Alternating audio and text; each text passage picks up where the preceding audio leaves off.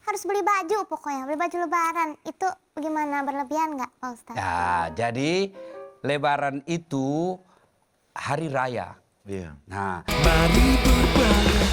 tapi yang betul-betul dia ngutang untuk memenuhi kebutuhan hidupnya. Ya. Dia ngutang karena mau beli beras. Ya kan? Saya sempat melihat kemarin itu video yang cukup menggugah rasa kemanusiaan kita. Ya. Anak SD di salah satu provinsi. Gurunya tanya, kenapa kau ndak makan nasi muna? Dia cuma minum air, ya, apa itu susu kotak. Kenapa kau ndak kau ndak makan nasi muna? Apa katanya? Dia simpan untuk ibunya. Kenapa? Ibu saya ndak ada nasi di rumah. Anak SD. Nah, orang seperti ini, kalau dia melakukan dosa dan berutang, itu wali kota pertama dan gubernurnya itu yang paling bertanggung jawab nanti di akhirat. Kalau ada rakyatnya yang kemiskinan seperti itu. Nah, kalau orang seperti ini ngutang ke orang mampu tetangganya, sebaiknya jangan diutangi, tapi dibantu. Ya, kalau hanya untuk makannya, maka tahu orang yang disebut pendusta agama. Apa itu, Ustaz? Ra'aital ladzi yukatsibu biddin.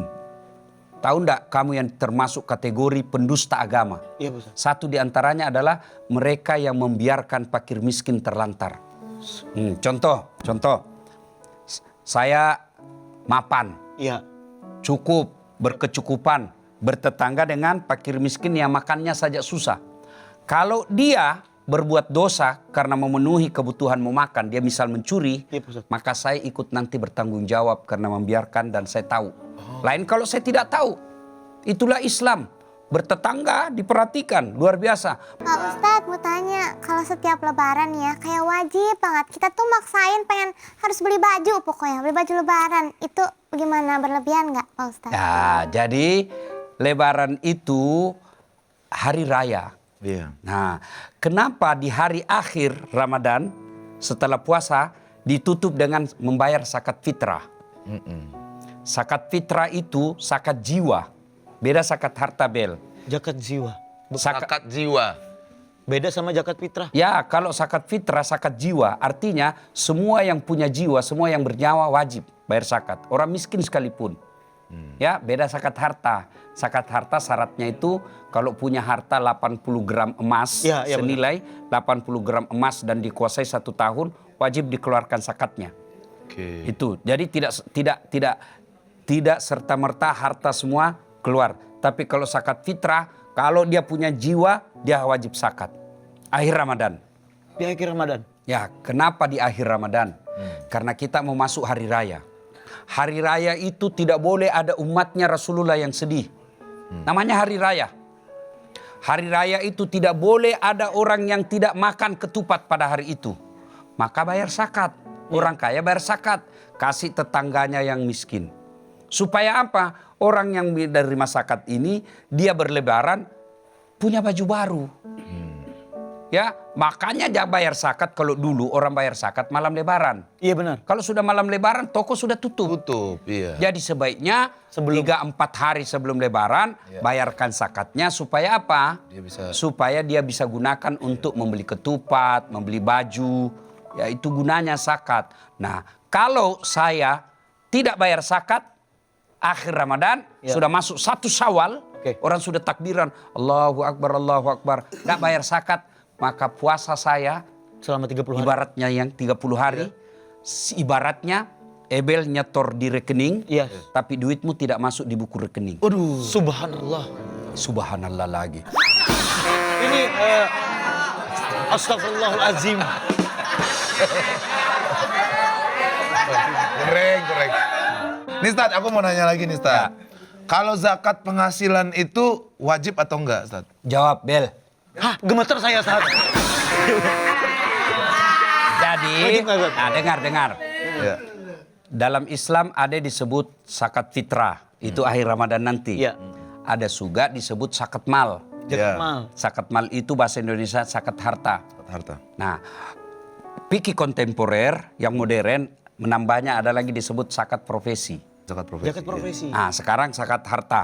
Zakat harta itu 2 syaratnya. Yaitu cukup haul Haul. dan nisabnya. Haul itu waktunya. Berapa waktunya? Bukan 2 bulan. Tapi- bukan 1 bulan. 1 tahun. Oh 1 tahun. Itu haulnya. Yang kedua syaratnya cukup nisabnya. Nisab itu ukurannya. Berapa ukurannya? 85 gram emas.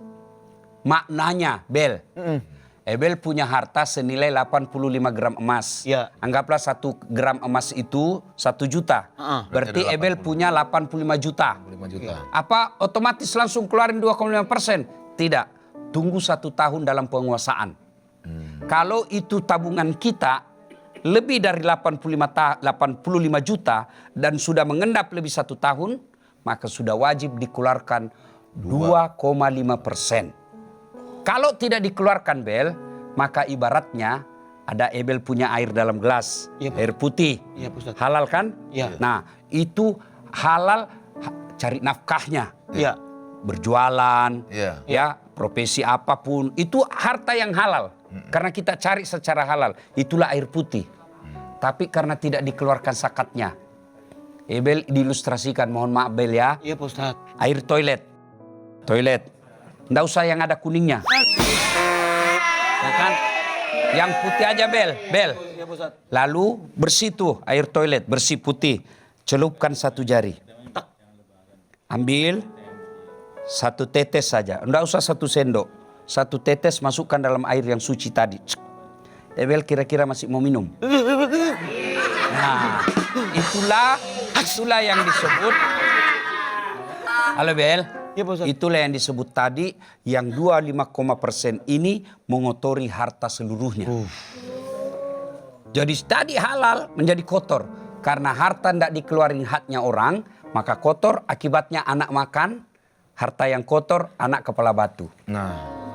Suruh ke kanan dia ke kiri. Makan istri keras hati, dinasehatin tidak mempan. Melawan suami, semua harta Ya. kalau sudah lebih dari 85 gram wajib. Rumah, mobil, Iya benar. jam tangan kalau lebih dari